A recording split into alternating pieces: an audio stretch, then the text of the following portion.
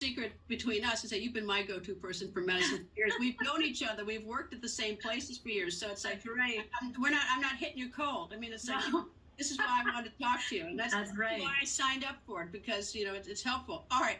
Now let me turn to these obesity drugs.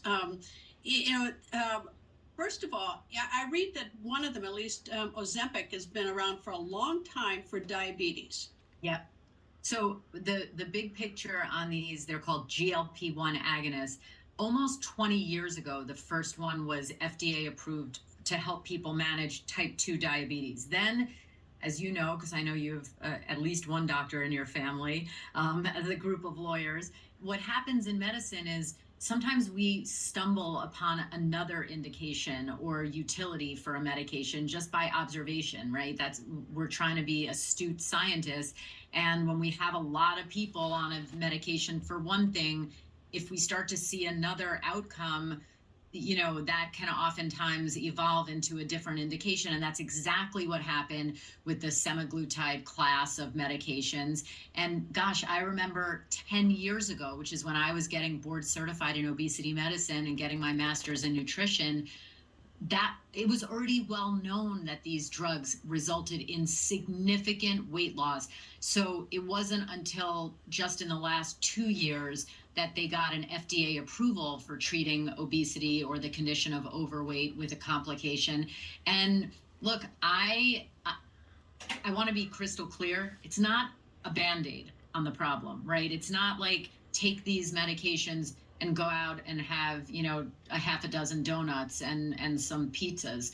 It's one tool in our toolbox that we desperately need because it's well known now that obesity and the condition of overweight are chronic disease states that come with significant risks. All right, there are two others that I've read about, Zepbound and I think Wegovy. Are they the same thing, just different manufacturers, or what are they? So Zepbound is kind of like the newer kid on the block. It's a GLP-1 agonist and works on another hormone.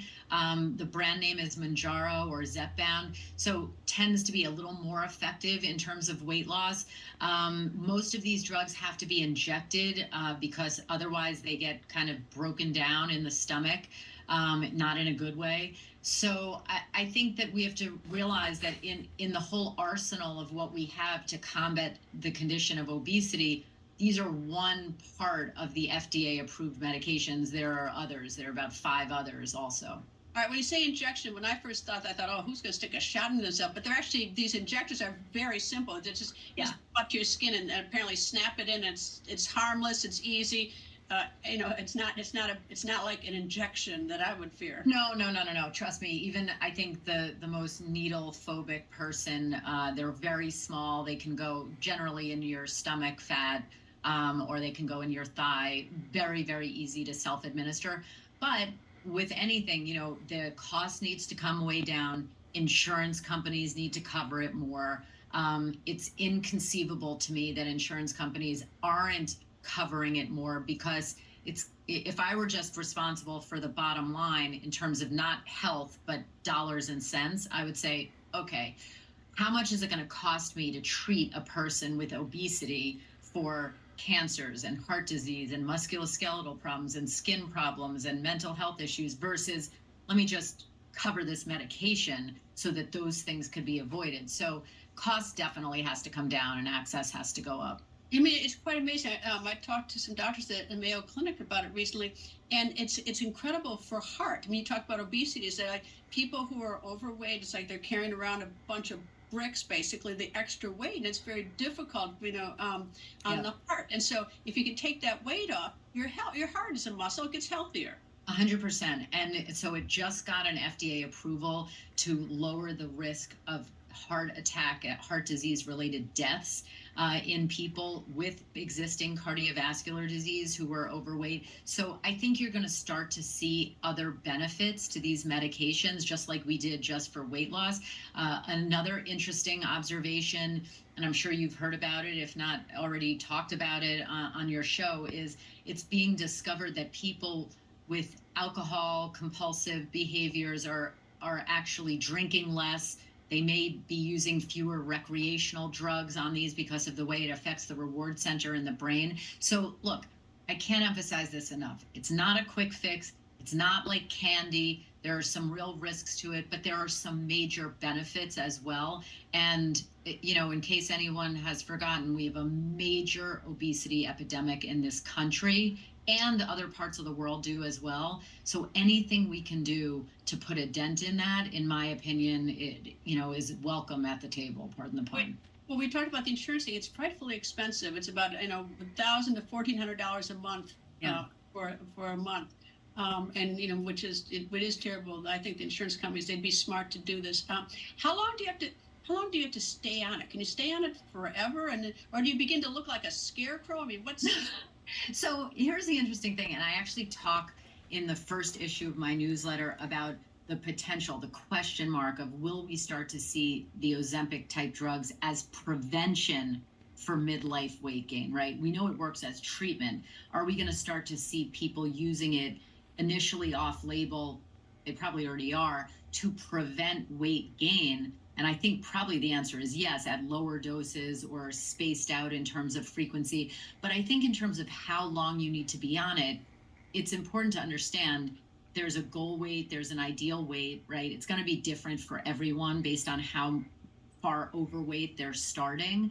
But my husband, for example, was on it even before I met him, so I can't take credit for this. He had a very kind of proactive doctor from Los Angeles, and he's now on the lowest dose. And instead of taking it every week, he takes it every 2 weeks or every 2.5 weeks.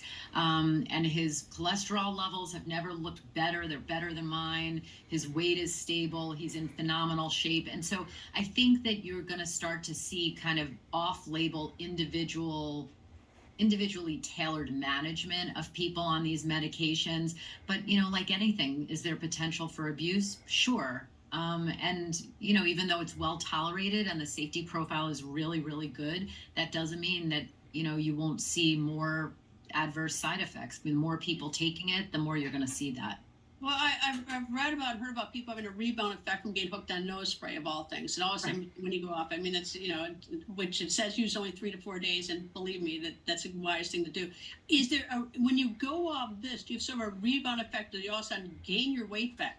Well, what's interesting is these drugs, the injectable forms, tend to have a half-life, which is the term we use in pharmacology, of about 2 weeks. So some of the effects, especially the behavioral effects, can, persist in that second week, even if you don't repeat the dosing frequency at the 1 week mark, which is the way it's intended. But, to be clear, if someone's been 50 pounds or more overweight for, 10 years, let's say, they take these drugs, they lose their weight, they get to their goal weight, and then they just stop the drugs cold turkey. There's a reasonable expectation that a very significant percentage of those people will regain some or all of their weight, because it's not as simple as changing your behavior or willpower. It's much more complicated than that. And I feel like there's been a huge social stigma against people with obesity for so long that it's hard for so many people, even doctors, by the way, to get past that when you talk about these medications. We started this talking about how it started as a diabetes drug, and it took like 20 years for, what took so long for people to realize? Because if it's been used as a diabetes drug, everyone, I guess, would figure out it's pretty safe. No, anytime you put anything into your body, it's not always good. Right. But they must have seen the weight come off. What took almost 20 years for, to get to where we are? First of all, we're slow in this country. Europe, for example, in a lot of things is 10 years or more ahead of us. We have much more stringent FDA approval regulations and hurdles to clear. Science takes a long time. We don't just, kind of knee jerk our way into something that can potentially have risks. Because again, we're talking about a big denominator, right? Hundreds of millions of people around the world qualify potentially for this medication. So even something that's a rare risk happens 1 in 100,000 times. If you have 100 million people on something, you're going to see that a lot more times, and it's going to get attention, as well it should. So I think that part of the reason it took so long is just our process here.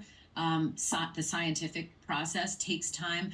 But I also think there is a massive, again, I can't emphasize it enough, a stigma within the medical and scientific community and within the lay public against people with weight issues.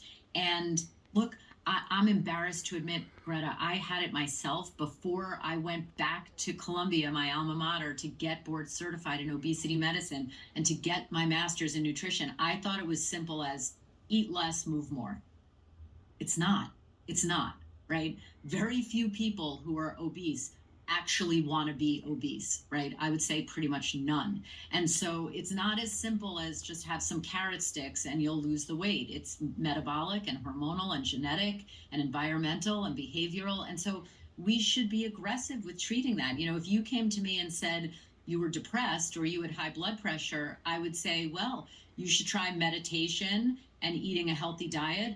But maybe I need to write you a prescription also. So I don't think it's a matter of either or. I think it's a matter of really a holistic approach. And Well, see, I think that's where like your newsletter becomes important because most when you go to a doctor, doctors have only a few minutes with you, but at least you can be more proactive, knowing what's there, and that's sort of the value of the newsletter. You can take control more of your health. Is that yeah, you know what's there? I mean, that's because no doctor is going to be able to give you that sort of menu of things like all these things to do and be able to follow up on a practical matter.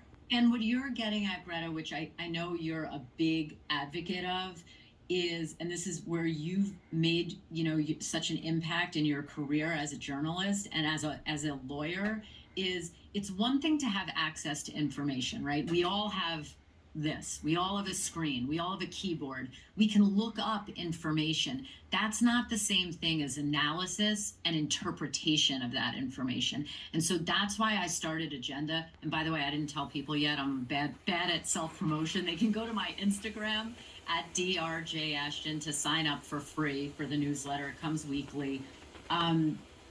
That's why I wanted to do it, because there's no shortage of information, but it's how you interpret that information. And it might not be that my interpretation is the right one for you, but at least it'll give you a viewpoint. And I think that's definitely what women need now a lot, but men need it too, particularly with respect to weight management and nutrition. And of course, you know, as we all go to the internet, when we have a symptom, we Google and see some horrible things. So it helps to have someone you're confident in. If you're fat like me, you just might want to watch this video.